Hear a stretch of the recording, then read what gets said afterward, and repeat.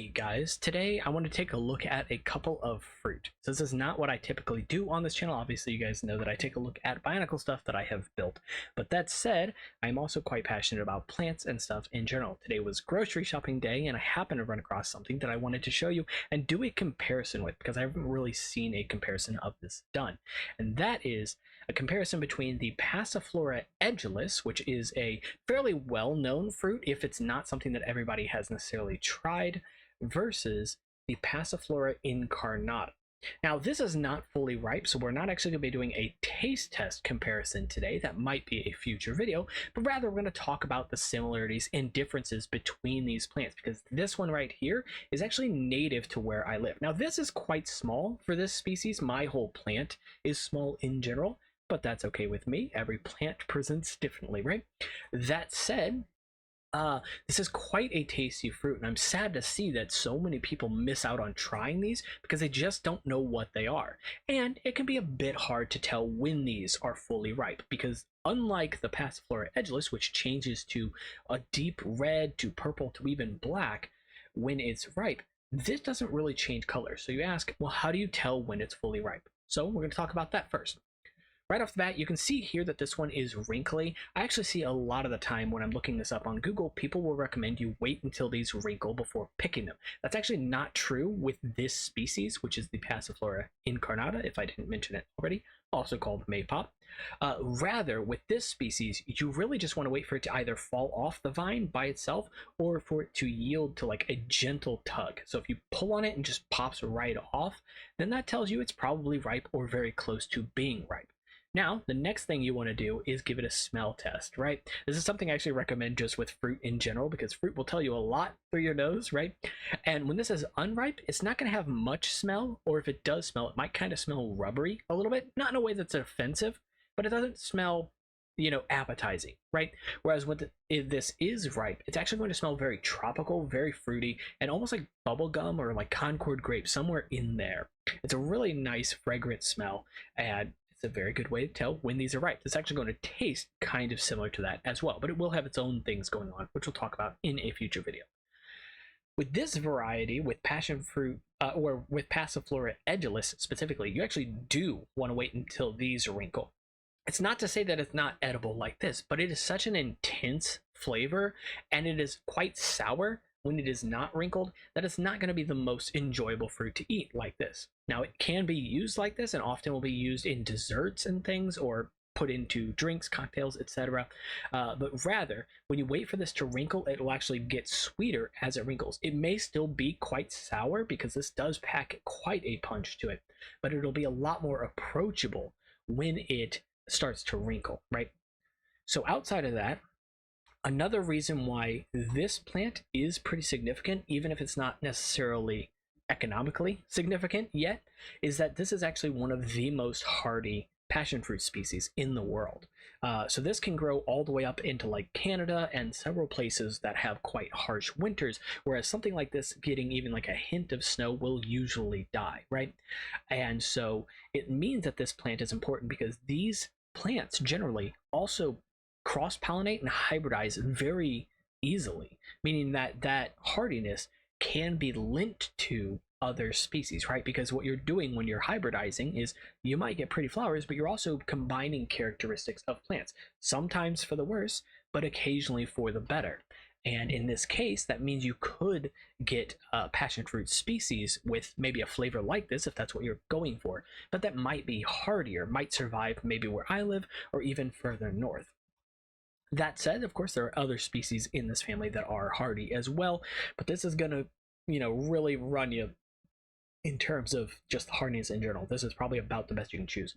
But what's also really nice about this is that it is quite a gorgeous plant as well. A lot of people grow these for their fruit, but many people also grow them for ornamental reasons because the flowers are quite pretty. So let's go ahead and take a look at those real quick.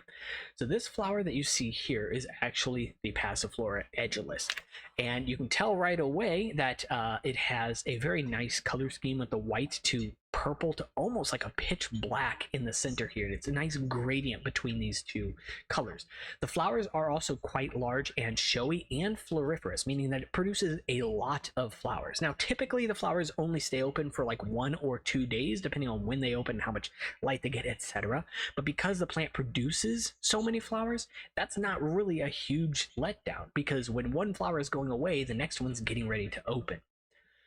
With the Passiflora Incarnata, the flower is going to look different, but still similar. So both flowers will be around the same size, between 2 to 4 inches, maybe up to 5 inches, depending on the species, the variety, and of course genetics. But with the Passiflora Incarnata, some people call this purple passion flower, and you can kind of see why. It has this lavender kind of lilac color to it, even slightly on the pink side, which is a very pretty flower.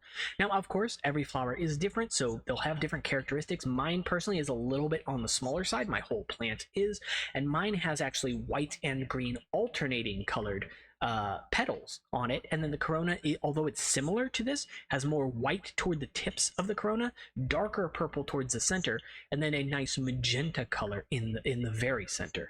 And what's nice is that bees and stuff absolutely love these flowers. Not only do they smell really good, but they basically have a giant bullseye printed right on them, so it's very easy for bees to pollinate these. But one thing you might also see on these plants is, and this is true for a lot of passion fruit species, is ants. Ants actually kind of act as the defense mechanism for these plants, because the flower buds and the leaves all have these little glands at the very base of them where they kind of meet their stem that actually put out a little bit of nectar that attracts those ants. So the ants get paid in nectar, and then they take out any sort of bugs that might want to munch on the leaves or munch on the flowers. And it's a really good system. Because these plants are also not just hardy, but very prolific and very vigorous, they grow really quickly, and they produce flowers very quickly, but they also, they don't get hurt too much by pests, because they just grow so much faster than like pests can attack them.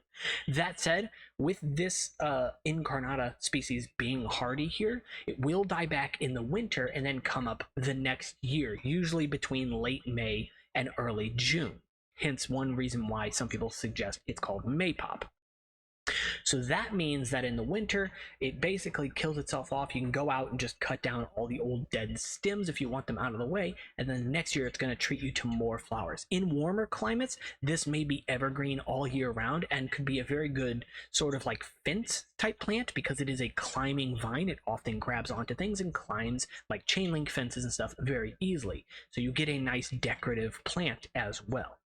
One of the other things about them that is also nice, I talked about hybridizing. These plants do hybridize really easily, which not only leads you to getting, sometimes really good quality and characteristics out of them, like that hardiness and stuff, but also leads you to some gorgeous types of flowers, like these here, which might be likely are a hybrid of one of the Incarnata species with something else, maybe a Cincinnatica, I think is another one, or something along those lines. Anyway, don't quote me on that. And there are a lot of different species of these. So that's one reason why some people, several people in fact, will often collect different species of passion fruit to actually hybridize them. Like this one here looks like an Incarnata mixed with an Edulis. You can kind of see both things going on here with the stripes toward the center here, but that black and kind of, gradient to the filaments.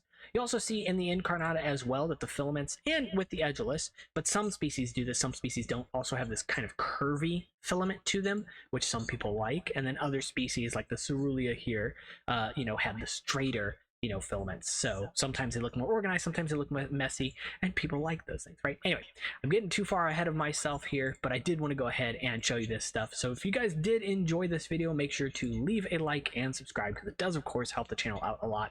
As mentioned, if you guys do like this content, let me know in the comments, and I will obviously do more stuff. I didn't just buy this, I bought some other fruit today as well, so maybe we'll do a taste test of some of those or something, but I would like to do a comparison between these on video here in the near future, in the next maybe week or so. So that's pretty much it for this one. As always, my links will be found in the description below, and of course, take care.